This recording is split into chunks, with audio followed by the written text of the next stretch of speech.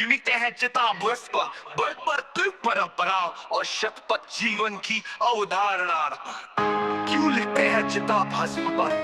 Chica सीधे मणिकर्णिका घाट पर। चिता जब शांत हो जाती है तब मुखाग्नि देने वाला व्यक्ति चिताभस्म पर परंपरा लिखता है।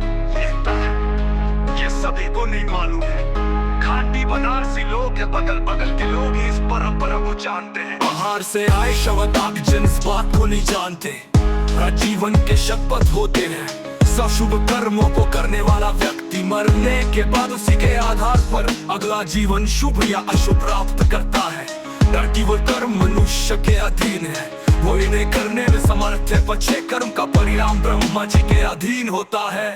हानि लाभ जीवन मरण यश अपयश छह कर्म विधि के नियंत्रण में होते हैं। अतः आज चिता के साथ ही तुम्हारे गंगिफ और कर्म भस्म हो गए। आगे के छह कर्म अब तुम्हारे लिए नया जीवन सृजित करेंगे। अतः सौ जीवन मन खा जाता है। हर गीता में भी प्रतिपादित है कि मृत्यु के बाद मन अपने साथ अज्ञान इंद्रियों को लेकर जाता है। ये संख्या 6 होती है, मन और 5 ज्ञान इंद्रियां। अगला जन्म किस देश में कहा और किन लोगों के बीच होगा, ये प्रकृति के बदले किसी को ज्ञात नहीं होता है। अतः अंतिम और कर्म भस्म हुए 6-7 जा रहे।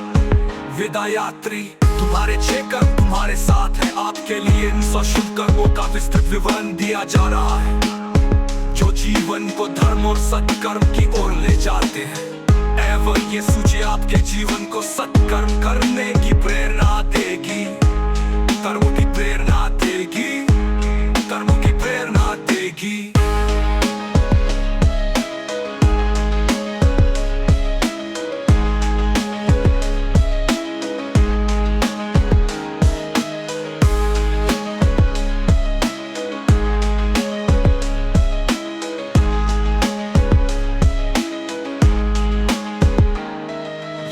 कर्मों पर नैतिकता के कर्म चोरी न करना, चोर से बचना, पंच क्रोध पर नियंत्रण, क्षमा करना, सत्य दया भाव रखना, दूसरों की सहायता करना, दान देना, धन गुरु की सेवा या माता पिता का सम्मान, दाता की सत्कार, तेरा धर्म ग्रंथों का अध्ययन, चोच वेदों शास्त्रों का पाठ, पतता तीर्थ यात्रा करना, सुयज्ञ हवन करना ना, मंदिर में पूजा अर्चना, पवित्र नदियों में स्नान, नौकरियों की सेवा, ब्रह्मचर्य का पालन, नियमित ध्यान और योग, सामाजिक और पारिवारिक कर्म, परिवार का पालन, पोषण व शांति स्थान, विवाद से पार से बचना, दूसरों की निंदा न करना, तो सत्य और न्याय का समर्थन, परोपकार करना, परोपकार कार्यों में भाग।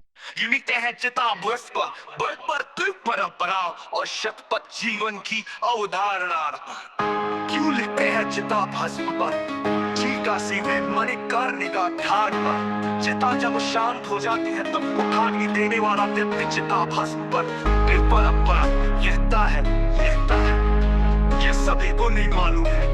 खांडी बनारसी लोग बगल बगल के लोग इस परंपरा को जानते हैं। बाहर से आए शब्द आप जिन इस बात को नहीं जानते।